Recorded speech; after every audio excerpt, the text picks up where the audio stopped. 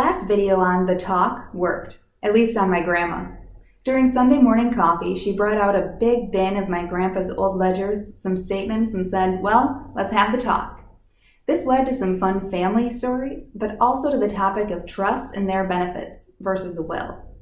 As an example of the problems that can arise with wills and trusts, let's take a look at Larry King's estate problems. Larry passed away in January, and his estate made national headlines this week when his almost ex-wife contested Larry's handwritten will. In 2015, Larry created a will stating his wife Shawn was the executor of his estate, as well as the sole trustee of the King Family Trust. Well, after filing for divorce in 2019, he handwrote a will stating 100% of his assets were to be divided amongst his children. Well, Larry passed away before the divorce was finalized. Wills are relatively easy to contest, and Shawn is questioning its legality. Since Larry is no longer with us, it is now up to the courts to interpret his wishes.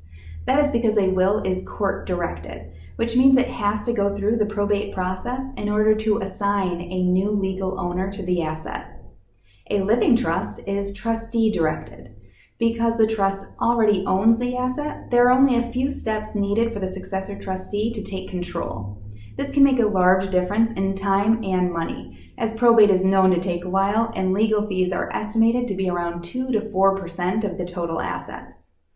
Lastly, the probate process is a public affair. This means all of Larry's family squabbles over who gets what and how much will be played out on the evening news. This doesn't mean you shouldn't also have a will. Take a little time and do some research. Please just don't scribble it on a piece of paper.